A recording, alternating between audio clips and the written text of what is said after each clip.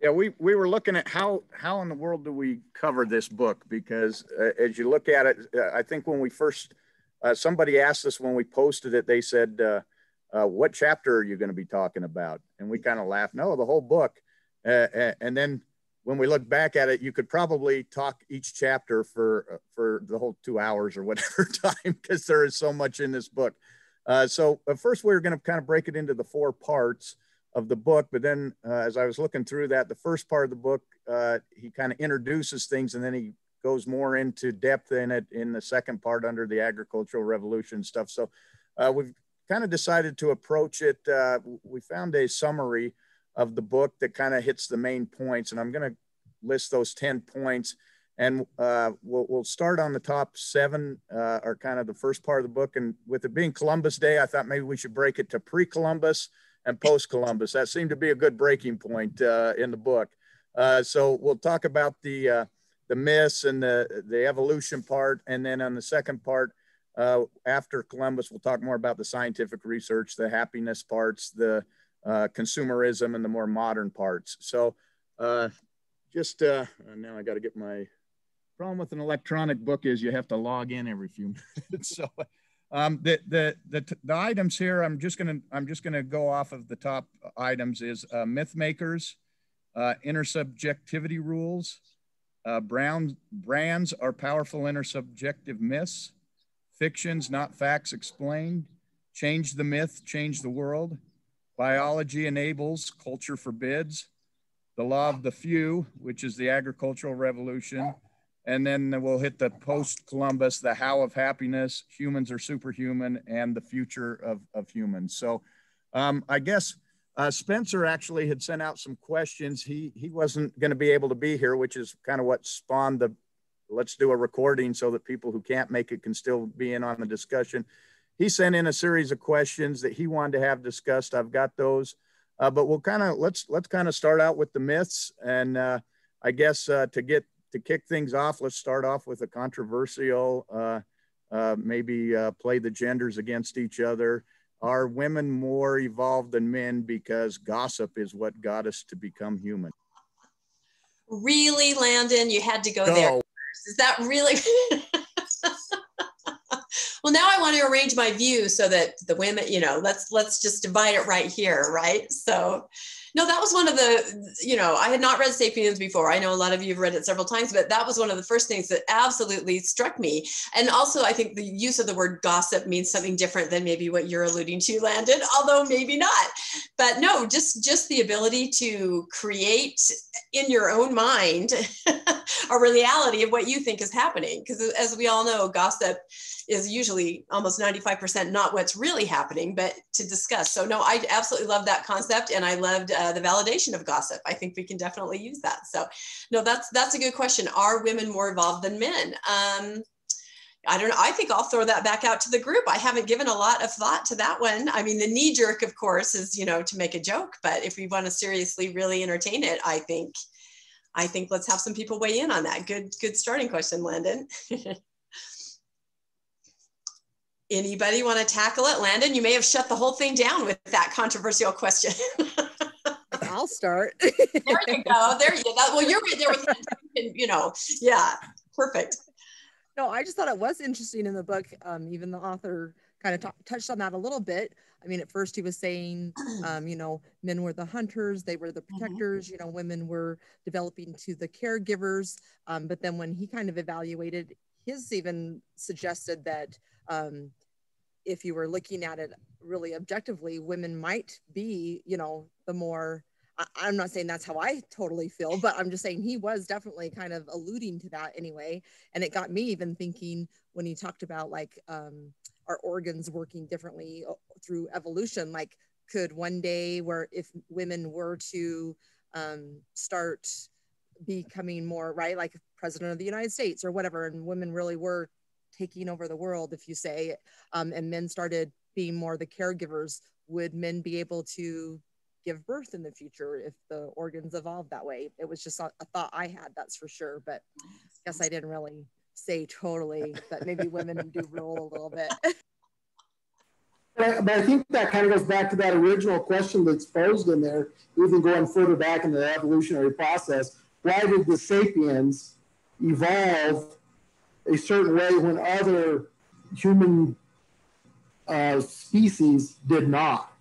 And so then with that, why did the women evolve, if you want to call it more evolved, to be gossipers? Why did that happen? Why did it come about that way? And I think that's one of the questions that's really never answered. It probably can't be, but I think it's just interesting that you go back even to that initial question as to why did the sapiens, of all the human species that were existing at the time, why did this one be the one that actually evolved to the point where we are today? Very good question. He sort of alluded to, I thought it was just almost a genetic, just a glitch. Something happened in the, you know, in the sapien brain that just a glitch, a light switch. I don't know if he ever really, maybe I'm not remembering, but I don't know if he ever really just sort of said it. It was an occurrence, but we can't explain why, but everything took off. So. And that's kind of where I alluded to last week or last month when we were talking about free will. Do we have free will? And I said, I think there are some parallels as to what we'll be reading in Sapiens, because that's about where I was at that point in this book. And it's like, so we really had nothing to do with it. It's just the way we're programmed. And so that. Well, don't, with last month's book, Free Will, and this one, it just hit me that the narrative of our ability to have free will is somewhat different than we grew up with. And then you get Sapiens, where there's the description of how mankind evolved, which is quite different than the narrative that we grew up with. So these two books kind of, to me, seem to just encapsulate, okay, here's the narrative that we grew up with in our culture. And here's the narrative that is being presented to us, you know, through Sam Harris, through Yuval Noah Harari and others. And like you were saying, you know, the church is possibly 40 years behind, you know, that, you know, leveling up with what we think is accurate is quite gut-wrenching. I mean, you know, I'm not going to get my own world with all these women, which I really don't want. And I'm not going to be a god. And, you know, I'm going like, but, you know, I'd come to the realization that I am more than happy never to spend eternity with my family. That was never something that was like a carrot getting me to go, because I'm going like, geez, they've never been all that kind to me. I don't want to have to spend eternity with them. I think a lot of people arrive at that eventually, perhaps, I don't know. Well, the thing that kind of blew me away just initially, moving from gossip to what gossip creates, the mythology, reading more about that, I just had this epiphany moment where I thought, you know what, I'm on board that the church is true. I can now allow people to say that. When my sister, who's very TBM, says that to me, I no longer have to feel upset about that. In her mythology and her fiction that she has decided to follow, created by, you know, however it was created, she's very valid in saying that the church is true. What she technically should say is the fiction I have chosen to follow is the best for me, meaning true and best for me is what they're trying to say. And once I started thinking of it in that terms, I thought, I'm okay with people bearing their testimony and saying that, as long as they say something like, I think I put this on Facebook, I believe that the fiction I have chosen to espouse and follow is the best fiction for me. I can't not be on board with that. I have to say, that's right. So that concept and just kind of thinking about that really led me to some interesting thoughts. And I thought, if everyone can just be okay with everyone having their own fiction and understand that's what it is, can't we all get along? Right? That was kind of the thought that developed. So I don't know if that concept had that impact on anyone else, but it really, really opened my mind to thinking about things like that, that I'm okay if my sister says to me, the church is true, because I understand what she's trying to say.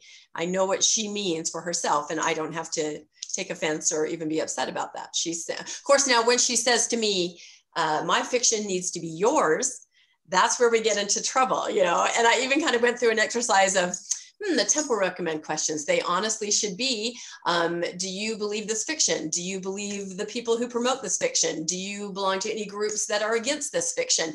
You know, if they ask it that way, you could answer maybe more, more authentically. But yeah, I think you run into trouble then when people misunderstand that their fiction, you know, everyone else should follow it too. But putting in that terms really helped me come to accept some of my family members that are just staunchly TBM. So I don't know, did anyone else have any epiphanies with the concept of the mythology and the fiction?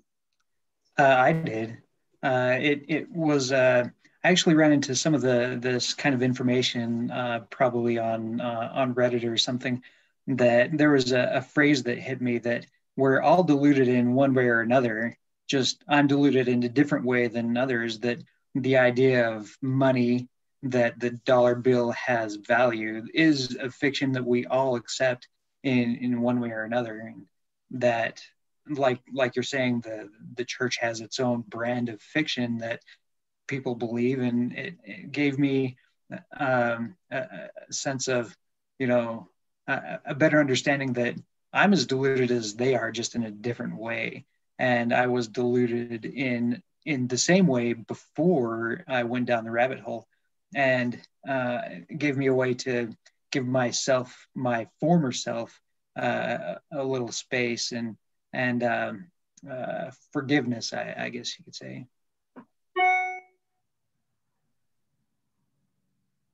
Is that Bruce Sunshine? I have to say something about living your fiction. I kind of decided that's maybe my new motto.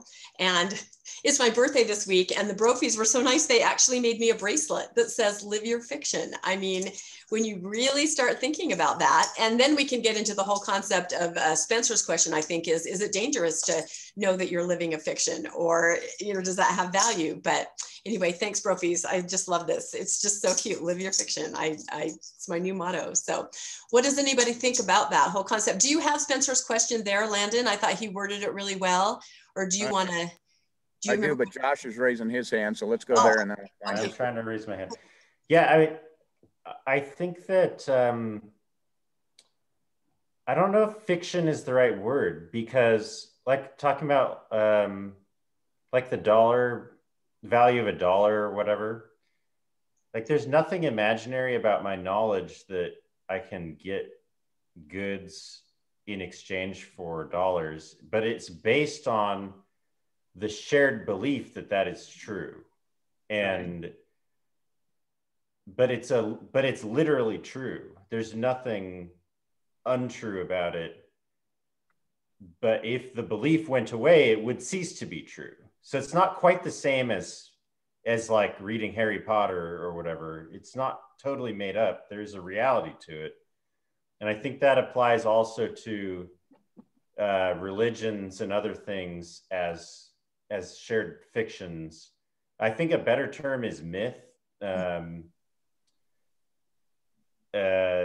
because even something like Mormonism, you're saying like your sister in her way of approaching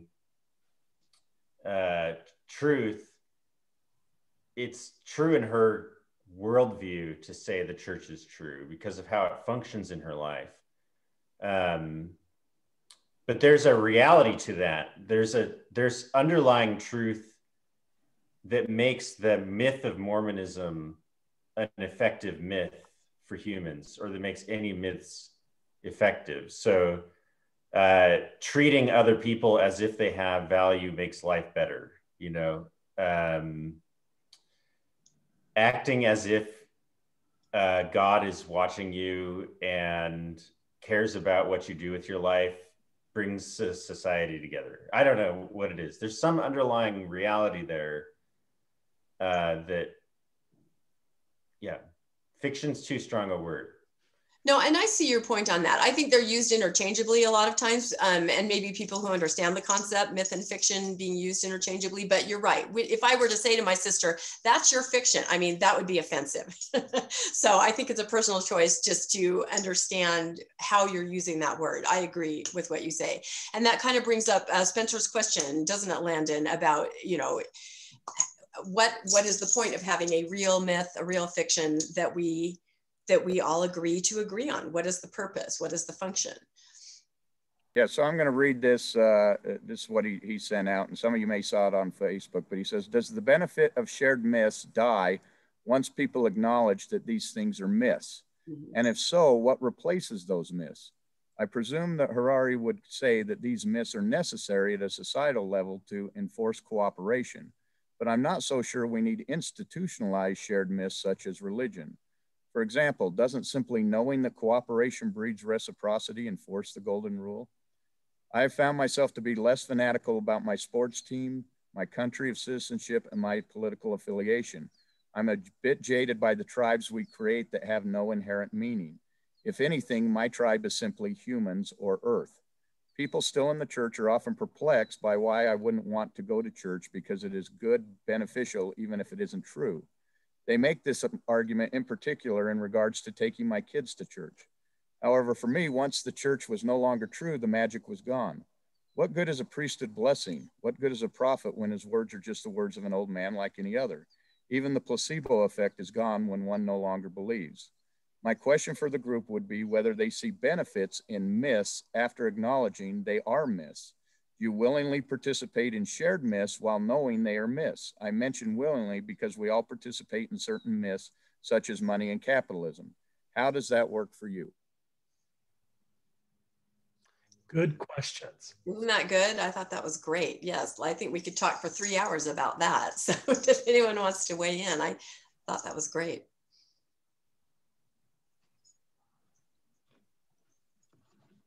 For me, as I looked at it, I had to look at, you know, it seems like you have to pick a myth. You can't live in the world and not pick a myth. You obviously have to choose to believe in money if you're gonna live in a house and make a house payment. There's certain things you have to buy into, and there's other things that you don't have to buy into. So I looked at it as I have to ask myself, is the myth good for me as to whether I choose to believe it? So even though it may be a myth, I can still choose to believe it if I see that there's a good or value that comes from that shared myth. And I think Josh kind of mentioned that with like the money. You know, obviously, if I believe that myth and everybody else believes that myth and it becomes a shared belief, money really does have value. It actually became true because we all believed in it, and that's a good thing. And he explained in the book how hard it was if you had to bring a bag of rice to trade for shoes and all that. You see, it's beneficial to believe in that myth. So even though it's a myth, it brings benefit to me. So I think you have to look at that the same way when you're looking at religion or when you're looking at politics or anything else. You know, someone else can believe a myth that's good for them, and it may be good for them, but it's not good for me. In the end, we all can have myths that we believe in, but if we recognize that other people have myths and that they believe them and that we're all just living a myth because that's how we cooperate, I think it brings a new perspective to the world that, you know, everybody else is, they're not necessarily wrong. They're just living, they're choosing the myths that work for them. You know, I'll chime in real quick here too. From the church, it was really important to me that the church actually be true. The things that they claimed were true were actually true. And so things like, is the Book of Mormon historical, right? Things that like I could actually look at and weigh the evidence and come to some sort of rational conclusion. And for me, once those things kind of fell apart, it wasn't that I saw Mormonism as not a useful system or a useful construct for people, but for me, it no longer held any value because it's like, well, if this isn't actually true, yes, I could make the argument like there's still the community and opportunities for service and a shared language and a shared culture and heritage, even if the things aren't literally true. And that's kind of what I think nuanced Mormonism is about. And I tried that for approximately a year or so, but I just found it wasn't doing it for me. And so I chose then to leave and I guess look for my myths elsewhere. But I think there are people that it does still work for. They can look at this, some of the objective truth claims of Mormonism and come to conclusions themselves that maybe are not in line with the orthodox teachings of the church, but they still find value and utility in the church, in their participation with it. And I think other systems are like that. I think it is an important question of what is of value to you and what has utility can be a completely separate question than what sorts of things may or may not be objectively, true in that sense. And that's kind of a loaded word, right? Because we're moving into this postmodern world where truth is all relative and everything is kind of this internal, whatever you believe becomes your truth. But I still think there's some things that are objectively true or not true. And I kind of hold on to that too. So I got lost on a tangent. I don't know what my point was. No, I thought that was really good. And for me, I started looking at maybe the myths that are true for me. I'll use myth instead of fiction now. I understand that. Are the ones that I'm comfortable passing down to my kids or expecting my kids to be on board with, if that makes sense. And if I sort of deconstruct that the other way, some of my initial problems, I've always been nuanced, but I was always just on board, whatever. Initial problems with thinking, oh, this may be a little dangerous, this organized religion, was when I started having to teach my kids things as they got older, teenager, the things where you really do have to start explaining the mythology to them, expecting them to be on board with it, perhaps disciplining them if they're not on board. You will go to young men, you will do, and then I started asking myself, why do I feel so strange? I guess now in terms of Sapiens, I can say I was not comfortable passing that mythology down to my kids and wanting them to live in this myth. So those of you that have children, have you ever thought about the process of teaching? Because that is kind of your job as a human being, right? To continue the mythology to as part of civilization. Is anyone experienced that in, I don't know, trying to, and also to say that a lot of mixed faith couples, that's a big fight. The kids, they will be part of this myth. I don't want them to be part of this myth. That's a big cause of a lot of pain. So has anyone ever thought about the role of, teaching the mythology to children or to others? Hey, Rebecca, just as a segue, I saw Del raising his hand too. The next one after myth was intersubjectivity, where how you tie it in with other people believing the same thing. And I think we can kind of tie this in as we're talking about that, is how important is the intersubjectivity of agreeing and working with other people who also hold to that myth. So if it just kind of the next item is that. So Del, go ahead.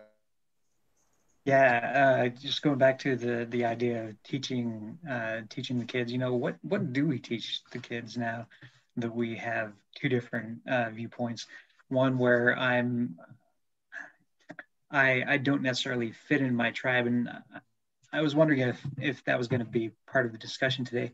So in our myth making abilities brought groups of people together in ways that humans weren't able to in the past, and I imagine what might have happened to somebody in those tribes that lost their belief in that myth. What happened to them? And as a parent of kids, I kind of wonder what would happen to my kids if they're surrounded by this culture, by people who believe in these myths. Is if I teach my kids a different ideals, different myths, are they going to be ostracized from this culture that they're surrounded by? And it's been we certainly haven't figured out what we're going to teach the kids. We're early on in the process, and my perspective is I'd like to teach both sides and let them decide. But the problem is with the Mormon side, you can't let them choose for themselves. You have to teach them. You have to ingrain in them this idea of the gospel is true, the church is true, and that has certain connotations to it, that everything else is somehow less than true, that you can't teach the church is true and this other idea is true at the same time and then choose between them. So it's a struggle. I don't have an answer yet. I think we had Bruce and Luann both wanted to comment. Bruce, did you have your hand up first for a second, and then Luann after that? I just had a comment that I think it's interesting. The shared myths, when I first read Sapiens, it kind of made my view of religion a little less negative.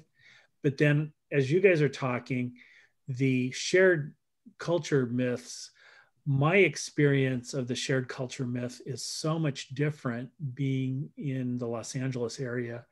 I had my 30-year career with a big international company, and I only ever came across 2 Mormons in my whole career. And so in my neighborhood, you know, there's a predominant political view based on yard signs when I take my walks. I'm not bucking culture. I'm not bucking. The only thing I did buck is Bruce. I think we lost Bruce. Yeah, I think we lost Bruce. Wow. Yeah, let's have Luann. Yeah, go ahead, Luann, and we'll.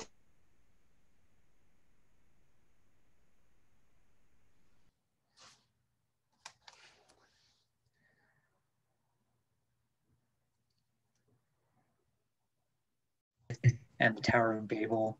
And the flood was an interesting conversation where my kids, they brought this up that this can't be true. How can you get all the animals on this ship? It doesn't matter what size of ship you have. You've got to then take care of all the animals after you get them on the ship for however long you have them on there. Like they worked through the logic themselves from, you know, there's this idea that Noah built an ark and then there are only 8 people who survived this flood. And it didn't make sense to them. And it was an awesome discussion that we had with them that I think they naturally look for logical explanations for things like this. And they didn't buy into the flood myth. And I thought it was awesome. I've just got a quick housekeeping thing.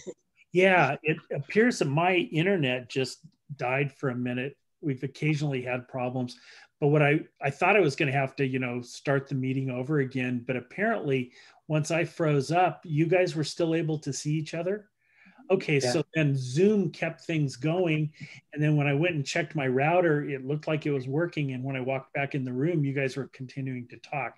So yeah, that gives me hope that somebody's poor internet doesn't kind of kill the whole thing. So proceed with the discussion. Well, finish your comment, Bruce. It was right in the middle when you froze up. So go ahead and. So my basic point was I have a different experience in life because the primary culture where I live, the myth is quite different than if I lived in Utah. I lived in Utah for 4 or 5 years, and I see people whose social standing, family standing, often their jobs, their current income, their health insurance, and their pensions depend on saying, yes, I share the complete set of myths with everybody. I'm just listening to the Mormon Stories interview about the administrator at BYU, Idaho, who killed himself when it was revealed that he was having an affair. And I'm going like, you know, in my company, the general counsel had children by several women at my company. Everybody knew it. He was a serial philanderer, and they kept their jobs. I had people walk in on him having sex, you know, in an office, and, you know, everybody's going like, oh, shut the door. None of that affected anything. Where if that were happening in Utah in a church, you know, job, everything would blow up. And so, yeah, it's just, it's a different experience. And we have people from different parts of the country where I think the myths that we grew up with affect everyone slightly differently. So, Landon. Well, that's a good point. I thought about that in terms of the dangerousness of a myth. That's what I meant with my kids. When I started to see that the mythology was perhaps dangerous to them in their development, there was a point with my older son where I came home from church one day and he was having a panic attack and in tears at the kitchen table. At age 16, he'd had a bishop interview where they very invasively asked him personal sexual questions. And he said, Mom, I don't want to go back there. It was very, you know, I still get upset thinking about it. And I had a moment where I went, okay, my child's mental health or the myth? Which one is it? You know, and I chose. And that was a huge moment for me where I went, I am putting the myth aside because I'm worried about my child's mental health. And so that's kind of the question. But then the opposite of that is, do you allow them to stay in the myth if you think it, I mean, not that you can allow someone else, but one of my sons is TBM. I don't talk to him about things. I don't rock his world. I don't challenge his mythology because I'm concerned. He needs that. From my perspective, he needs his friends, his returned missionary friends. He's dating, you know, he wants to get married in the temple. Same reason I don't tell my 85-year-old parents, here's the CES letter. They've lived their whole life in the myth. I don't think it would be beneficial for them. Not that I can choose for them, but I'm not going to be the one that does that. So I don't know if anyone else has any thoughts on that, but that is some real world experience I have with the power, benefit, or perhaps danger of a mythology.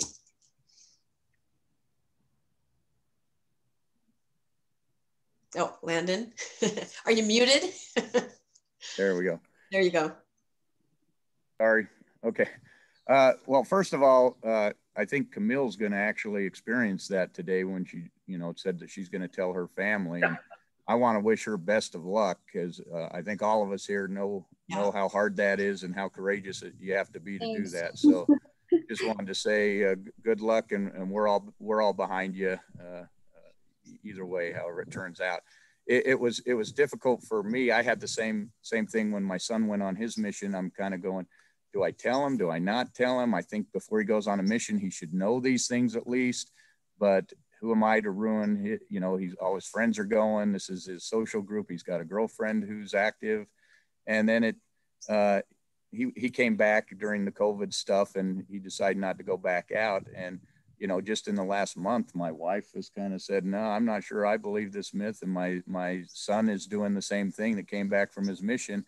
And I didn't really well, my wife heard it all from me, but my son didn't. He came out from his own, you know, he's hearing things, and turns out that his girlfriend also is in the same boat, and so is her family. They've actually come out, and so I think there's more people who, you know, you don't want to destroy their myth, but I think they come to that realization eventually, and we don't have to destroy it. So, but the thing I did want to say, or the thing that kind of got me thinking was, you know, I had to ask myself, do the leaders of the church know this is a myth? Do they know? And as I read through the book, they made the point that every myth has to have its true believers. You know, the Nazis had to have their true believers, the Christians have their true believers, and that there's always got to be the true believer to sustain the myth. And so I wondered about that. And recently the Mormon Stories podcast talked about B.H. Roberts and his going to the first presidency and telling them, hey, we got problems. There's a lot of things here that aren't matching up. And then them just bearing their testimonies and not really addressing the issues. And so, you know, you got to stand back and wonder, you know, do they believe? I got to believe some of them do. I don't know if all of them do, but it's just a question that came up, you know, is do the people who are in charge of the myth believe the myth or not, I guess is the question. Nelson. That doesn't matter for some people. I think it's really that the myth stays. It doesn't matter if it's true or not. The myth, you believe it is, and because of the position it has in your life, how your life's built around it, it doesn't really matter if it's true or not. It doesn't matter if the Book of Mormon was made up. It doesn't matter if the Bible's made up. It doesn't matter, because it is such an integral part of who you are and what you believe and what gives you your guidance, if you will, in life. So I think for a lot of people, it just doesn't matter. So why worry about it? Why worry about all these problems that may be out there? Why worry about whether it really is true or isn't true? It doesn't matter, because it's, for me, that's what it is. And I don't care about all these other problems that people want to bring up, because that's what makes me who I am, and I'm happy with it. Luann, did you have a comment? You're still on mute, Luann. Okay. Luann, you're on mute. Yes, turn up. You're muted. I'm sorry. But I was just applauding that, because I think allowing people to believe what they believe is important. And it doesn't have to kill us, though sometimes it feels like it is killing me. So yeah, that's all. Tracy, did you have a comment? Thank you, Luann. I do. I kind of stayed in my myth while my children were young until my sons got their Eagle Scouts, because I wanted the community to help them get that. I thought those were some skills that would help them. So once they got that, then I was okay with them deciding what they wanted to do. But that put them at 14, 15 years old, so I was lucky. They weren't young kids. And at that age, it's when the bishop interviews start happening. So we had prepped them. You don't have to answer these. You don't have to. My older son is a debater. He can turn questions all around. And he said, I'm fine. I can answer it any way I want to. So he was fine with it. But going back to and telling my mother, that was like one of the hardest, hard things. I'm her only active child. And to tell her and see her break down. But the hardest thing was for me to say, you know what, Mom, my family's the most important. That's my whole goal. My family is it. And I still believe in my Heavenly Father, and I know He loves me. And her exact words were, are you sure He does? Are you sure He loves you? I said, yeah. And that's the myth I choose to believe. And I'm happy with that.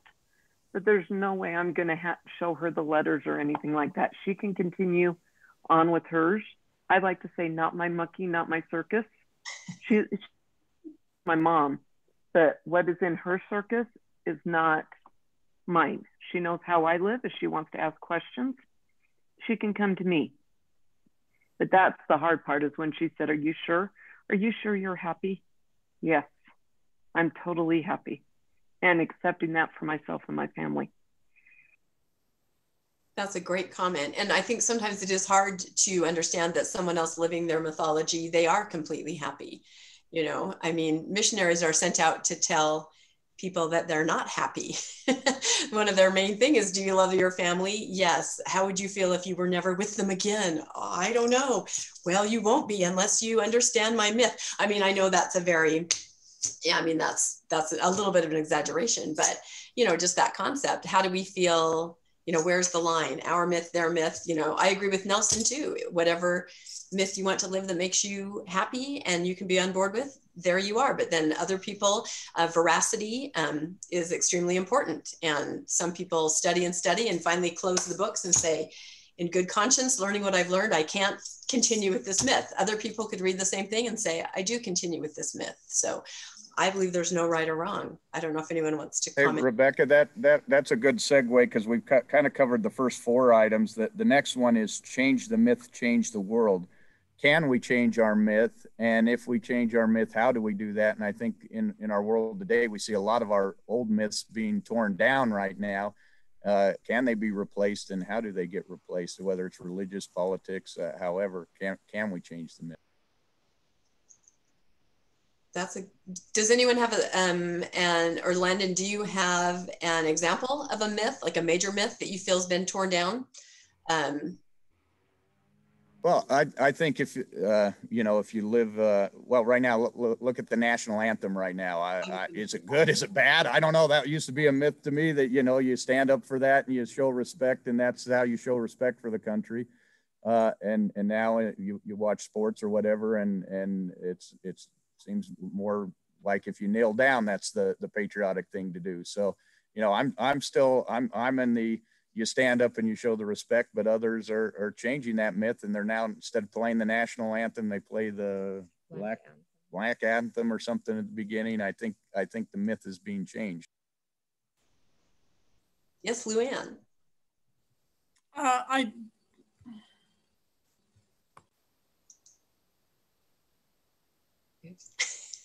You're on mute. Dang it. I should. You keep going back and forth between muted and unmuted, Luann. Dang it.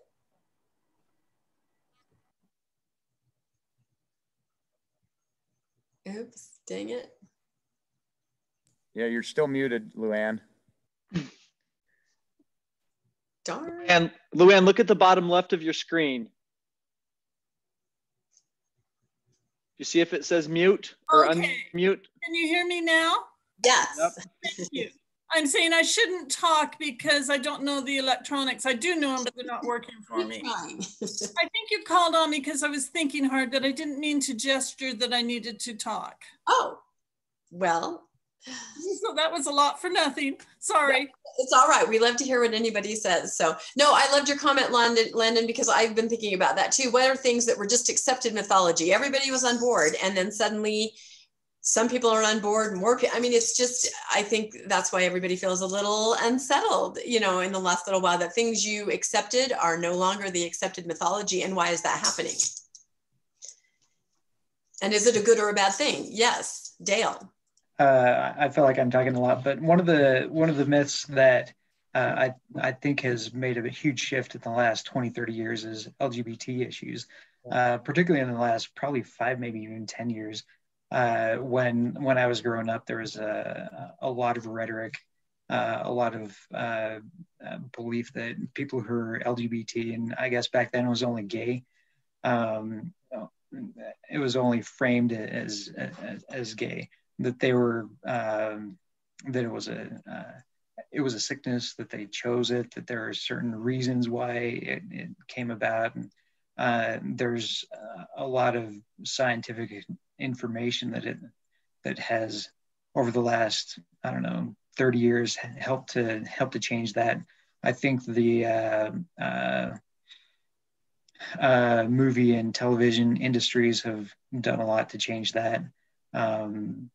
I don't know. I think that's a huge shift in our mythology in a very short period of time. That's a really good point. And if you think about it, information then impacts mythology, because our myth, or what was our myth, the LDS church, the mythology shifted based on information, based on acceptance in society, changes in perception in society. The myth, you know, sort of shifted to the point where now it's hard. Kids today, they don't even understand what someone my age was taught in the myth. Yeah. What was absolute truth in the myth is now being told to my kids in seminary, that was not part of the myth. And so I don't know what good it does for me to tell my kids that was part of the myth. I guess it's not their myth. But so I think, do we see that information and changing society definitely impacts the myth of our religion? Is that a reality? Does anyone have a comment on that? Yes, well, Bruce. One of the basic tenets of Mormonism was that blacks were not valiant in the pre-existence, and God curses people with dark skin as a punishment. And so that pervasive belief that if you have dark skin, I mean, on my mission, South America, you know, the joke was you put a paper bag on the wall, and when it starts looking white, it's time to come home. You know, I mean, just very and I was in Chile when the revelation on blacks happened. I grew up in a white community here in Southern California, and I went to BYU, so I didn't know any black people ever. But my companion was from Louisiana. He was part Hawaiian, part white, and his dad was a dean at Xavier University, which is a heavily black area. And he was just beside himself with joy. And for me, it didn't really mean anything because I'd never met a black person. But having been taught that, I still have to get some of that crap out of my mind. That, you know, oh, well, they were not valiant in the pre-existence. That's why we can be shitty to them. You know, and I think that's still a basic concept within our culture and within the greater American culture. Yeah. Tracy, did you have a comment first, really quick? I think you had your hand up, and then over to Yeah, I was going to say, a couple years ago, my 2 nephews came out as bi, and that helped me see on Instagram who replied and said they love them and all that. My mother's whole side, who's totally in the church, made no comment. My stepfather's side, not in the church or anybody not active, love you, you're great. But it was interesting to see And all I kept thinking about is, I hope nobody in your families come out as this, because you guys are not. That kind of shaped my myth and changed me as to some of the ways that I think. Because I think everybody should be loved. It shouldn't be split like that. Very good comment. Dale, did you have something else to add? Yeah, I just had one comment to follow up on Bruce's. You mentioned a really interesting thing, that the change in our society to accept Black people and people of the other races. There are probably a lot of factors that went into this myth, this change of the myth. But it seems like a lot of it could have come down to changes in laws, changes in our Constitution. I think that the Constitution is probably one of the myths that we all have bought into, across the country. And when that document makes a change, even subtly or in a big way for African Americans, for Blacks, for LGBT people, it can have a big shift in societies around the church, which eventually has made a change to the church itself, I think. The church back in the 50s and 60s was being heavily pushed to incorporate Blacks into education and speakers and whatnot. Melinda, do you have a comment? Yeah, I think Brian had something. Brian first, and okay, awesome. Well, I was just thinking about that question, or change the myth, change the world. I was thinking about, what myths do I consciously accept as I've kind of left Mormonism, and really not looking for any religion to replace it, really not finding value in my life right now for a belief system that includes the supernatural.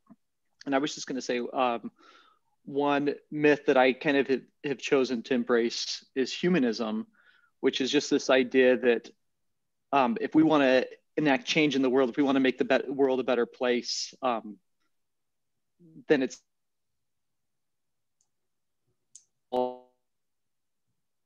really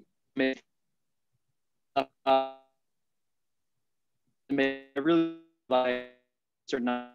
I think a lot of religions maybe embrace the praying in a supernatural power or fasting for things to happen, but really ultimately what makes things happen is when people get up off their knees after they're done praying and enact that change themselves. And really humanism just starts with that from the get-go. Like whatever your belief in the supernatural is, it's really up to us. We are it. If we want the world to be a better place, if we want to reduce suffering and make things better, like world hunger and starvation or global warming or whatever, take your pick.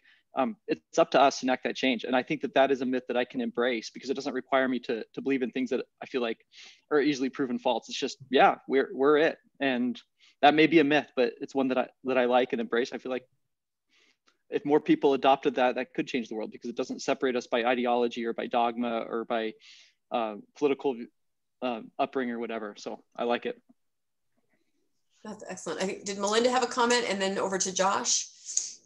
Yeah, I just wanted to kind of share an experience, basically something that, a myth that I don't want to believe in, and how I want to try and change it for my family. My mother is in possession of a family heirloom, and the myth that goes along with it is the daughter, granddaughter, great-granddaughter gets to wear it if she gets married in the temple on her wedding day. And, when I got married, side note, I think the necklace is really ugly, but that's besides the point.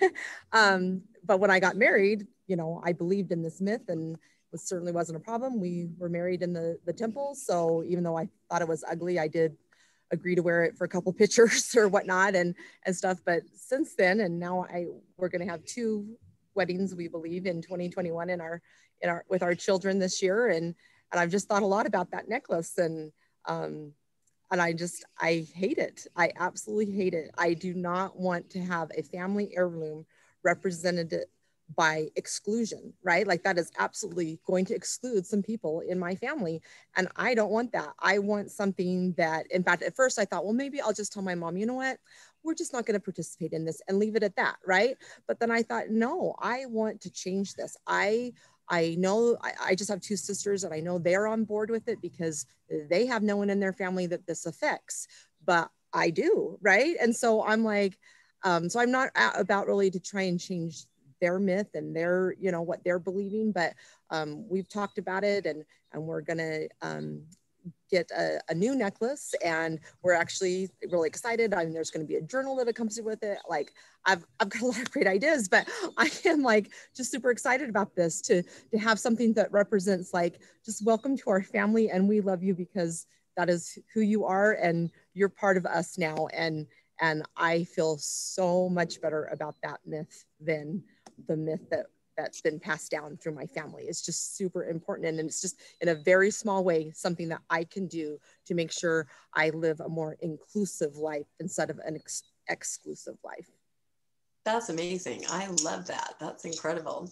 Josh, did you have something to add to the discussion? Yeah, just on the idea of changing the myth. I guess I've come to a point where when I'm around people who still believe in Mormonism or in other belief systems that I don't believe in, the temptation or the desire to change their minds so that it's like mine is kind of outweighed by the fact that I don't feel like I necessarily have a better myth. Like I don't have a replacement that I think, like my life is harder right now than when I was believing in Mormonism, you know? And so that search for the better thing to believe in, that's where I'm at right now. And just definitely very, like, it's easy for me to accept things of like, well, there's empirical evidence for that. So I can buy into that. But just basing life on pure empirical evidence is essentially impossible. We don't know everything. You can't do a scientific study on everything. And even if you did, there'd be flaws in some of those studies and whatever. You have to make decisions of what you're going to value. And so how do we do that? Like, is there, when I think about like humanism or valuing, I don't know, it's hard for me to believe in anything and be like, yes, that is my new replacement. That is my new worldview to replace Mormonism. And all I can come to as a foundation is like, I care about what my life is like. And when things hurt me, I don't like that. And I don't need any evidence for that except my own direct experience. And so I don't want to impose that on other people. So that's basically my ethical foundation right now. And that's all I got. And I don't know if anybody, I don't know what everyone else does with that sort of thing. That's actually a good segue into the next. I was just going to say that. I was going to beat the segue to the happiness. well, yeah. And the first one is kind of the biology, where biology enables and culture forbids, which is kind of what you said. You know, he talked about if it hurts you, then you want to try to get away from it. If it brings you pleasure, you try to go towards it, you know, as an individual. But then you have cultures that then lay over this and say, you know, this is what's acceptable and this isn't, and how do cultures affect how we believe, and can you change a culture as well? And he brought up the good point that culture really forbids. Culture is what tells us what we can't do. They don't a lot of times tell us what we can do. So any thoughts on that? And then that kind of goes on to getting towards Columbus, because we're about 12:15 Mountain Time, is how do you get happy, or what brings happiness to individuals? And that rolled into Columbus finding that we didn't know everything, and there are lots of things to.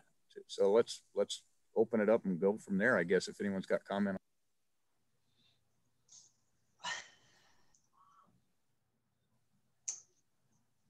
Let's see. Yes. Okay, so biology enables. I was fascinated when I read the things where I went, whoa, we made this quick jump to the top of the food chain, but our biology could not evolve fast enough. And so, you know, and our biology allowed us to, maybe it was biology, to cooperate within small groups, but now we're with a huge group and it's a big jump. Our biology hasn't gone with us. And it's something I've thought all along. You know, my father moved to Boise as a young boy, driving a horse and wagon, you know, with their possessions in the wagon. We've changed so fast, you know, that our biology can't really keep up. I think that's a problem, and we'll probably go into it at the end. I think those are things to think about. My belief is, when it talked about sapiens and the fact, oh, maybe we extinguished the two other species of humans, we went in and killed all the huge mammals. If there's something we need to believe in, I think it's giving some time for our natures to change, that we can accept others. That's what I thought. That's a good point. Yeah, I kind of liked in the book where they talked about how we've risen to these heights, but do we deserve it? Can we handle it? I mean, can we, yeah, it's just, I don't know, it's almost too much. Do we deserve to be here? We somehow found ourselves here, but are we equipped to be here? Can we stay here where we are at? You know, those are some big questions, I think. See, yes. Brian? And you say, you know, we've risen to these heights, but I think part of the things there, what I got out of it too, is that, well, did we really rise, or are we just here destroying everything? That's how we rose. Exactly, and I think we continue to do that. You know, we get to the point where, yeah, we were out there hunting, gathering, and everything was fine until wheat domesticated us, because we thought we domesticated it.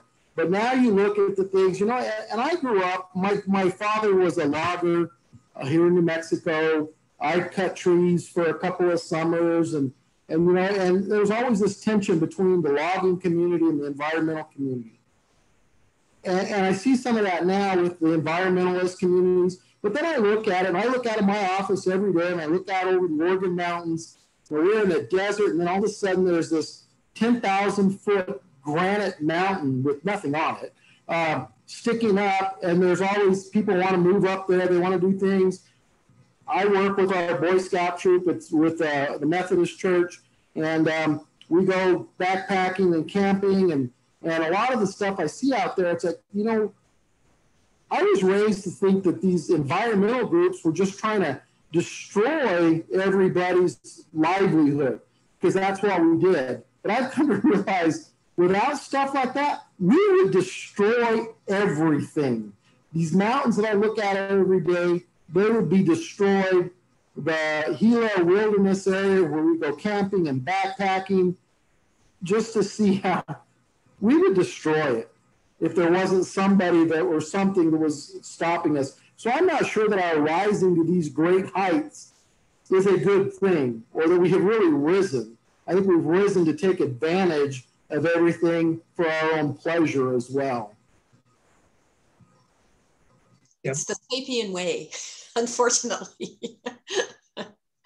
Brian had his hand up. Oh, I think Brian has his hand up, yep. Oh, sure. I wanted to talk about this. I feel like this argument from Harari's book was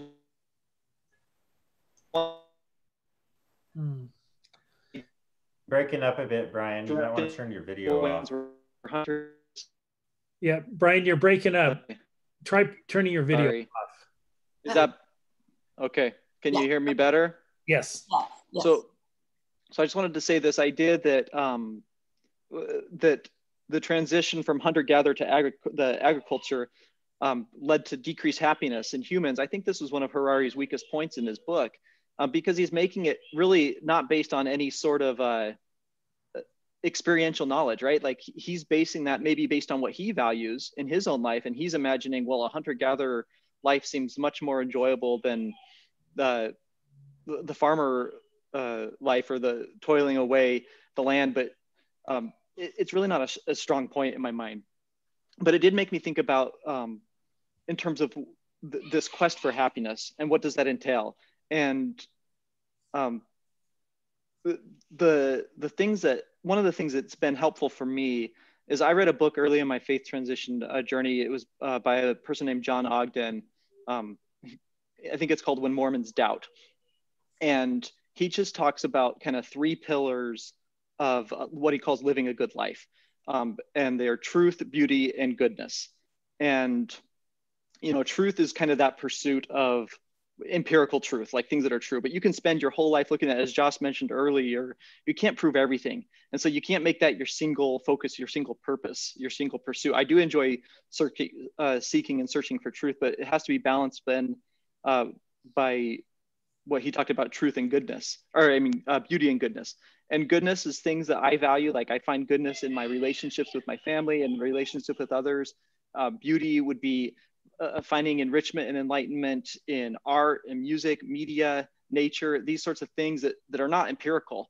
And you balance those out. And to me, those were kind of the pillars of living a good life. But this whole idea that just moving from hunter-gatherer to agricultural, I don't know, that just didn't really ring empirical to me. I could see it from a certain point of view, but from others, I didn't really feel like it was a strong argument from Harari. So it did make me think about, okay, when we're pursuing happiness, what does that entail? What does that mean to live a good life, which is a whole different topic. So I don't want to get too much off on a tangent here, but it brought it up in my mind. I think Josh has a comment. Do you have a comment too, Brian, after Josh? Or let's have Josh first and then Brian. Yeah, I don't know. I haven't thought about how convincing that is necessarily, but it's probably put out there largely as is believing basically human progress is inevitable as technology progresses and whatnot. I did want to go back to the idea of Homo sapiens as like a purely destructive species. I don't think that's true.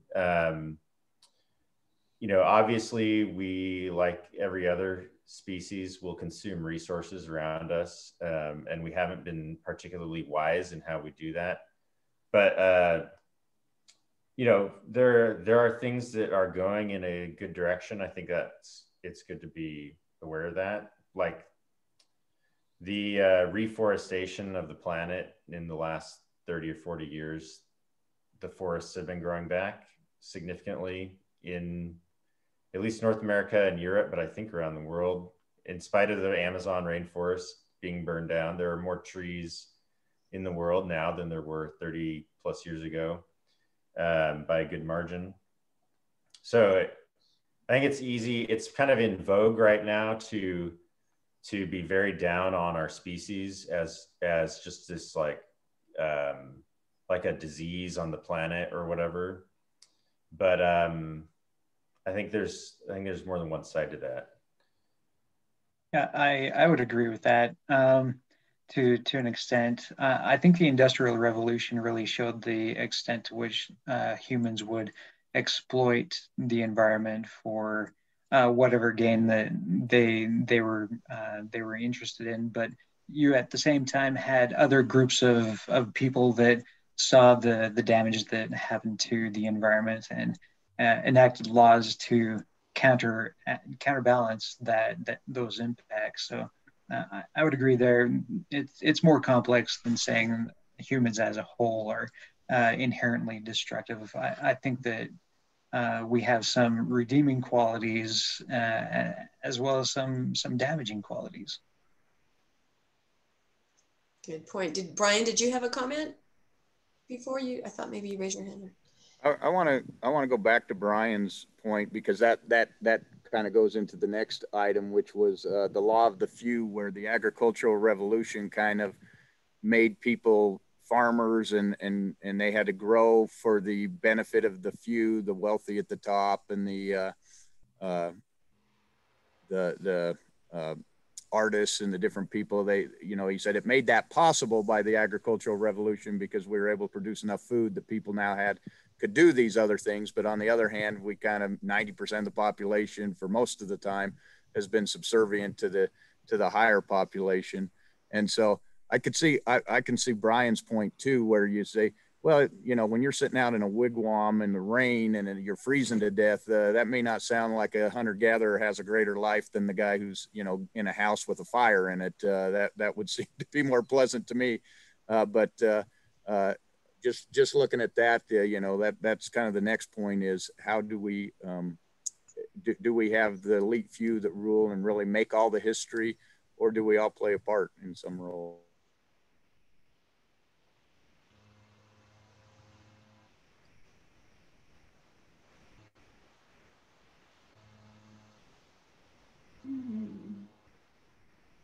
It's like testimony meeting where no one's saying anything. Well, we all know the Illuminati rule the world. So I think maybe that's true, right? No, I thought that was, you've never thought about it that way. We seem like we make strides in our life, but then when you compare, there's is it top down, bottom up? Is that kind of what he's trying to talk about? I thought that was kind of an interesting way to look at it. Is it bottom up and the top of the few that are benefiting from everything? And I think, what is it? 1% of the top 1% own 90% of the wealth right now. But on the other hand, our lives are probably better because of it. And he made that point with the empires and different things as he talked about empire. Was empire beneficial? It seems like it's not, but then you look at all the changes in the world and you could make the argument that it was good for man. And I guess you can see that either side, because I think Dell was saying, it's kind of fashionable today to play down humans or that humans are destructive. And I think it's kind of the same way that empires are evil.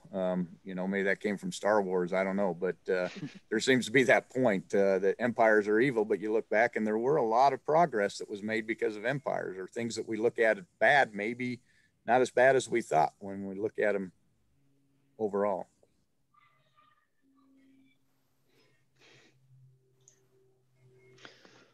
I guess I'm just a believer that overall we are progressing as humans, and we're making things better. I think that part of that progress is being aware of the role and environmental impact we have along the way, and making efforts to remedy that. But I feel like we're making progress. We're getting better. I'm just jumping in. I heard about a book recently called Factfulness, which basically makes that case that in basically essentially every endeavor of human existence, we tend to improve. That, life expectancies and education levels and whatever improve over time on the whole. But there is the one big kind of exception, which is in the environment. But as I think that it's the question of the issue hasn't been clear enough to enough people for the collective resources of humanity to really be dedicated to solving those problems. They've been easy to sweep under the rug, because your pollution that you emit is seemingly just going to go into somebody else's neighborhood or whatever. Mm-hmm. But I have hopes also that as we just become more aware as a group, as a species, of what's going on, that our 7 billion brains and all of our resources kind of turning in the direction of finding solutions, that we will. That's my hope anyway. Rebecca, with it being 12:30, I'm just trying to keep us on kind of a timeline here. Let's do the last bit here on are we getting better? Are we being happier? And this whole, that last chapter about what's the future entail for humans. It's kind of that we're going to evolve. We may become so smart that we're going to we're going to evolve into something other than humans at this point. Seems to be the next step of evolution. So maybe we focus on that for the last few minutes. Yeah, I loved those chapters, especially happiness, because isn't that the whole point? Well, maybe I guess I should say for me, part of reading Sapiens and the entire journey I'm on is, you know, how to become more happy, how to make people around me happy. So yeah, I listened to a couple of those chapters twice just because, and I was also fascinated by the neon green rabbit. I want one, right? I thought that was amazing. But yeah, the whole role of expectation in happiness, and that happiness just isn't really what you think it is. I mean, that's a huge rabbit hole for me that I may dive down for a while. Just a lot of those things brought up. I'm still just, a lot of those were some new concepts I hadn't really solidified in my thoughts before. So did anyone else feel that way about those ending chapters? That just some mind-blowing things, I thought. Yeah. Yeah. Yeah, that reminded me of the part about, he gave the example of like someone who won a car the same day as someone else who got injured or something. And that morning they could have taken like a test to see how happy they are, and they would have been about the same. And after he has this great thing happen and she has this horrible thing happen, a couple years later, their happiness would have leveled out and they would have said the same thing. So sometimes we really base our happiness on things that in the end, it just levels out and our bodies just kind of regulate that. And I thought that was a really interesting concept anyway. That those big things might not actually make as big a difference as we think. Yeah. No, I think that's really true. And you always hear someone won the lottery and they're miserable. And you think, well, how is that possible? You know, to me, that sounds amazing. But some of the concepts he brought up explain that. They explain that. The things that one person may think make you deliriously happy aren't really all that you think. So then you have to ask yourself, well, what will make you happy? Well, I loved the sliding scale, right? Some people are just naturally more happy. Some people are naturally more pessimistic. And then you work within that. What did anybody think about that whole concept? That was so interesting to me too, because I started thinking, I do know people like that are just notoriously cheerful. It's annoying. Or that are, you know, more of an Eeyore. So, and how does that play into happiness? What did anyone think about that? I wanted to make a comment. One of my favorite sayings over our 5 years of mixed faith marriage so far has been this: sometimes you have to let go of the picture of what you thought life would be like and learn to find joy in the story you're living. So I love that. But just this week, Lana and I were having a conversation and he made a comment about what my hopes and dreams were. And you know, haven't thought about that for a long time. And so I told him, well, these were my hopes and dreams. And like when we got married, and they've all come true. So in spite, I don't know, of the mixed faith marriage that we're living in now, all those things still happened. But it's because, you know, I wanted them to happen, and we helped to make them happen, right? So I think sometimes we need to really own our happiness and try, because you can get caught up in that, like the Eeyore syndrome, you know, and maybe it's also good to kind of take pause and reflect and see, well, because it's also easy to get caught up in the moment of, oh my gosh, my life sucks right now, you know? But if you can kind of think, oh, wait, it really doesn't, you know, this is just what's happening today, or, you know, look at overall and keep big pictures in mind and keep still thinking like, you know, where do I want to go? Where do I want to be? And be open, I guess, to let that journey happen. I'm certainly not on the journey that I thought I would be 30 years ago, but I think right now I'm pretty happy about it. So I just think we have a lot of control over ourselves, no control over anyone else or the, you know, but we have control over ourselves and can decide what we want to do with the information we have and move forward with it. I think that's a really good point. I think sometimes in the church, when they would say plan of happiness, and I didn't feel very happy, you know, I would question what is you know, what is the joke? Not plan of happiness, plan of crappiness, you know, because for me, there were a lot of stressors and things that did not make me feel very happy. But I think that is a big selling point and a fear of people. If I don't have this myth, this structure of the church, can I be happy? Will I be happy? I'm told that this is the only way to be happy. And, you know, Melinda's right. You can't, you know, you have to see how you feel and what makes you happy and your myth and your structure and how you live your life. And I don't think you can let somebody else say, if you don't do it this way, you will not be happy, and don't let that affect you. So I don't know. Yes, Bruce. Yeah, I just had a couple of observations. I know that since, you know, formally separating from the church and formally separating from the culture I grew up in, therapy has been a tremendous help with a person that is not or never was Mormon, and just talking things through with somebody who grew up with a different viewpoint, and one that kind of has a viewpoint of, you know, how does everybody kind of get along and thrive in life. And that's been very helpful.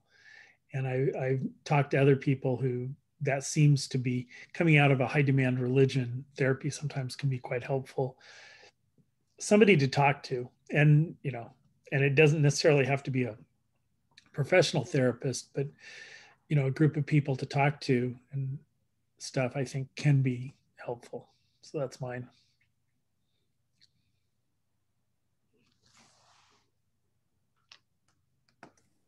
I've heard it said a lot. Yes, Brian. Oh, I was just going to say, I've heard it said a lot in the church.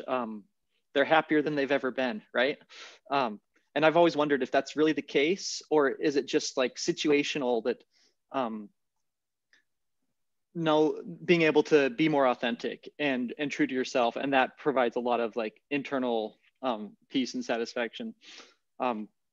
Because one thing that I've found just in my short experience thus far is that expectations have a lot to do with our state of happiness and satisfaction. And, you know, you talked about, Rebecca, the plan of happiness in the church, and really it's the, you know, it's the plan of eternally falling short, and kind of letting go of that and having different expectations for yourself, and getting to decide what your expectations are does provide a lot of internal peace and satisfaction and happiness. But when we have certain expectations about our lives or things, and those expectations are not met or subverted, that leads to a lot of inner turmoil. And we have a lot of control over that in terms of what we expect, the expectations that we give ourselves and give our lives. And that's my 2 cents on that, I guess. I think you hit that on the head right there, because expectations, especially in the church, there are expectations over other people's behavior. I'm a mother, 2 of my children are out. What did I do? You know, the expectations based on yourself, you have some control over, but over others, which there are many. No wonder parents are devastated when their children aren't married. I mean, there's just a laundry list of places where you fall short like that. And I think, although it's difficult to be out, there's so much, you know, pain on the other side of it. No one's trying to say it's a easy life. You do take more control and autonomy of, you know, expectations about yourself and your own happiness. And I think that you're right, that gives you the freedom and just a little bit of peace of mind to be in control. That's how I see it anyway, because otherwise, boy, you'll never match up, because you're in charge of everybody's expectations and then their behavior. So let's see, I think Luann, and then everybody was raising their hand. Go ahead. The thing that freed me quite a bit was freedom from the expectation that I had to change everyone. I'm kind of saying what you said, but they would preach missionaries. You know, when you meet someone in heaven that you were friends with and you didn't tell them the truth and deny them of those experiences, they're not going to like you and you're going to feel bad. And I took that so seriously, even as a young child. And yet here I was, a person with Asperger's, who does not do well socially, trying to adjust my friendships in such a way that I could nudge people through the church. It was disastrous. And to leave and realize there's not a wall before me and between me and people, that was the happiest thing that happened to me. Done. That's amazing. Absolutely. For me, I looked at it that, you know, he talked about Columbus and how before there were no maps or the map of the world. Everyone thought they knew where the map was. And then after the fact, you know, they just draw the coastline and everyone would say, what's beyond that? And to me, that's been one of the freeing things as I've left the church, is to know, I don't know what the end is. I don't know where I'm going, but it's kind of fun trying to find out how to get there. You know, you can, you can make it a fun journey as well. So that's kind of the part I saw. And there is no edge of the world. I like the idea of the wall or the edge of the world. There isn't. There's no limit whatsoever on any of it. And I think that's why people that are leaving or post, although I don't dismiss anybody's pain because it's a struggle with family and relationships, there's still a sense of optimism, a huge sense of optimism. Another group that I sometimes zoom into is a group in Seattle that one of my friends runs for parents whose children are gay. And I had to stop going to the group because the devastation in the group, zero optimism, no hope. They're just hoping the brethren will say something that will make it okay. And I always said to my husband, who attended this group briefly, this morning, I said, take note of the difference between our two groups. That other group that we go to, people they're just in so much pain. There is no way around the wall or the edge of the map. They're just devastated. And take note of the book club. People have forward-thinking attitudes, positive outlooks. They're still working through things, very difficult things, but there's hope. And that's kind of how I see it. So I don't know if anyone else has made that kind of observation, but that's how I see it. I hope it is. So. That's a really interesting analogy. I really like that our myth, our culture puts certain boundaries, and you can go here and no further. Once you're able to break down those myths, it opens up a whole new realm of possibilities, not only for you, but your friends and neighbors and your family. The whole issues on the LGBT were huge boundaries, issues that I couldn't get past with that myth. Once I was able to deconstruct that myth, the boundary just I don't know, there was no boundary. I just had some general thoughts kind of towards the end. Josh had mentioned, I believe he was describing reciprocity or the golden rule. That has kind of boiled down to what my belief system basically is. I mean, that's the only thing I can kind of hold on to, that I want to treat people like I want to be treated. And, just some basic things. I think I'm probably older than everyone here. And I've got maybe 20 years, if I'm lucky, left. I don't think that there's an afterlife. I'd be really surprised and happy if there were. But I sat with my LDS mother as she died a few years ago. And, my father didn't come and get her. There was no, really great experience. She just kind of slipped off at 94 with dementia and cancer and stuff. And I think, it's kind of like going to sleep, which I'm actually fine with now. But like, how am I going to participate in the world? So I do some volunteer work, and then just try to lead my life so that I'm making a few other people's lives better, and just where I participate, because, everything I was taught growing up kind of is out the window. So those are just some of my thoughts. There might be an afterlife if we can upload our brains, as he discussed. He made it seem possible. Way to segue. Good segue. Yeah, that part was fascinating too. I thought, wow, that gives you a lot to think about. But isn't the ethical dilemmas it brought up? He just brought up ethical dilemma after ethical dilemma. You were just going, wow, that really is some things to think about. That really brings up some issues. And I kept wondering, if we're so close on this mammoth, where is it? I'd like to see this mammoth come around. That looked like it's been 4 years. Haven't they done it? Well, I thought, isn't that resurrection? Isn't that what we were taught? We'll be perfect. We'll live forever. We'll have infinite knowledge. I mean, everything he described sounded like maybe there's some truth to that. Maybe that is resurrection. I don't know. That's fascinating.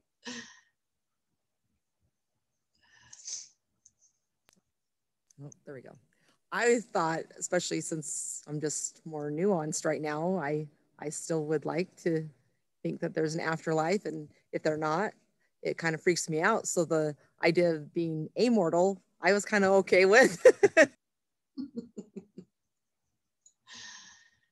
That's fascinating. Well, Landon, have we covered all of our segues? Have we reached the end?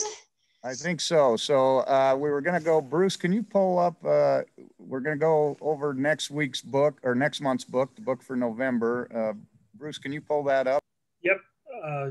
I'm just opening it up here. Yeah, let's see. While he's pulling that up, Del, you've got the one for December, correct? You're doing Educated? Yeah, I'll do Educated. That works for me. Can you guys see that? Uh-huh.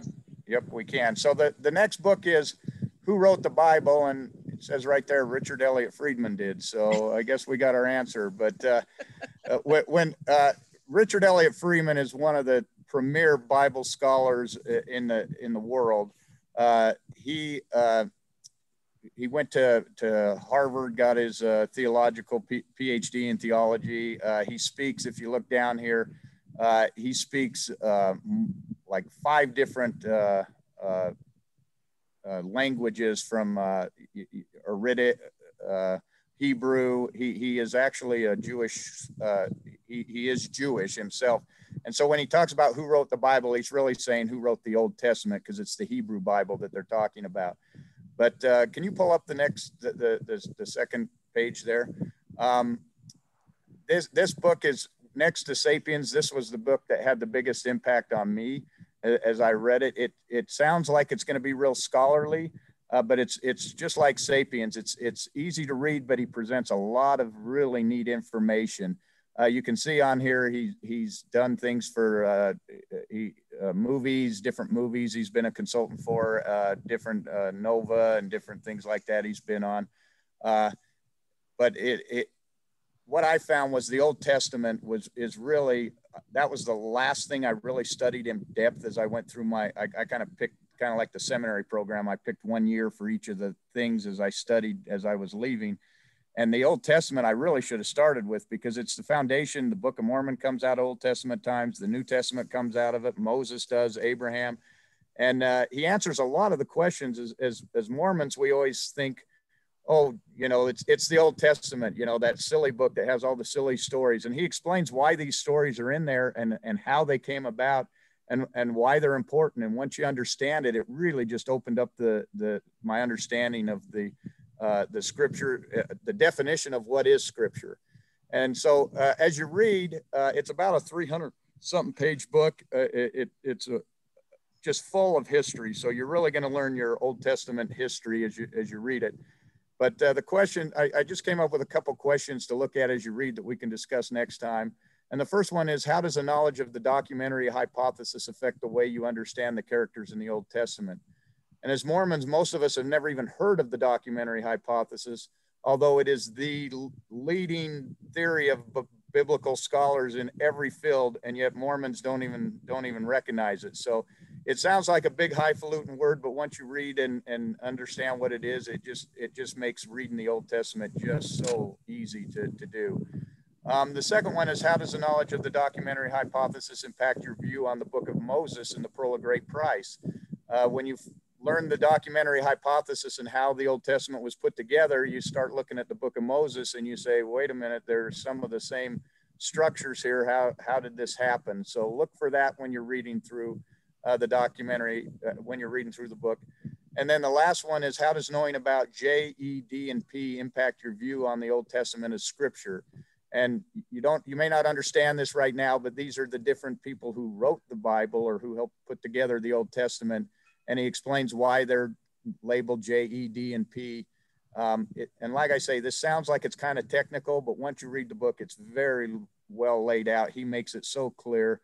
And I think you're all going to really enjoy this book. It's a really, really good book. So hopefully everybody can get this book and get it read by our next meeting, which I don't even know when that is. It's the second week. I forgot to look at the date. Does anybody know the second Sunday in November? I can't. Let me think. Let's see. Halloween. I've got it here. It's the let's see. It's the 8th of November, Sunday, 11 a.m. Mountain Time, 10 a.m. Pacific Time. Okay. So it's November 8th. And then the following one is December 13th. Okay, that's exciting.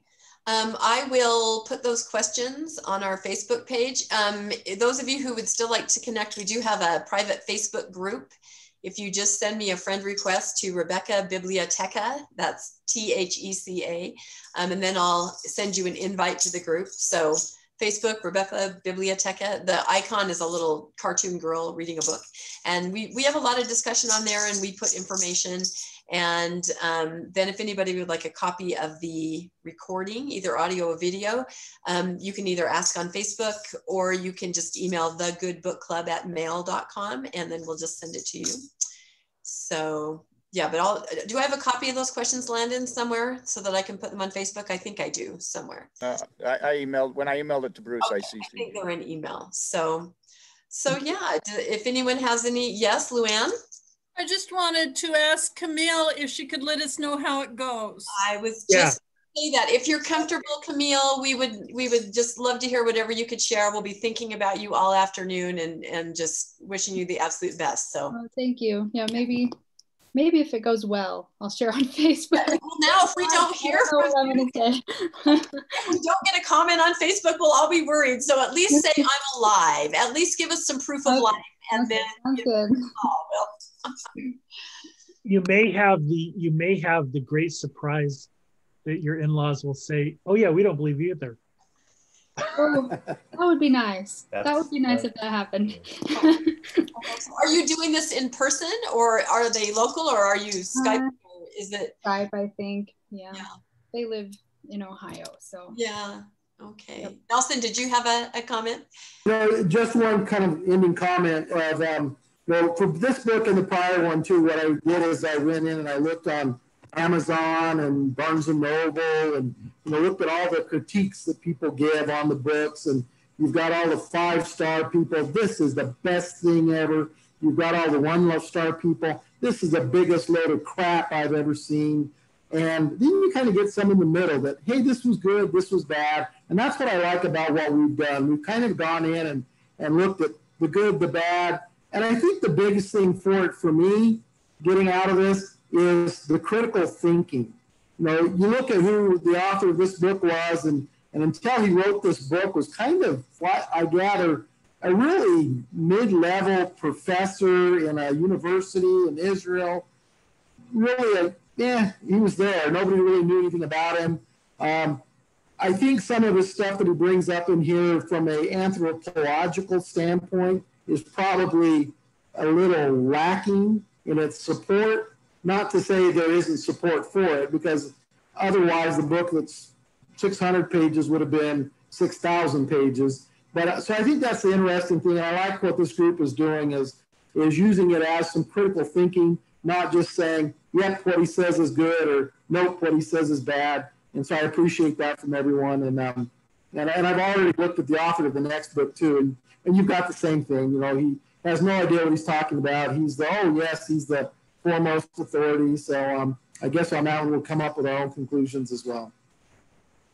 Well, and that's what it's all about. And I think sometimes coming out of Mormonism, I'm still honing and relearning critical thinking skills, because my opinion is I've had to put those on hold for a long time, just to exist in the myth that I was in. So now just to be able to kind of break out and think about whatever I want to think in the way that I want to think about it and try to articulate it. You know, I'm still learning and enjoying the process of just all the new thoughts that pop in my head that weren't there before. And that may just be a time thing. I'm no longer, you know, like activity days leader. So I have a lot more time to read and think.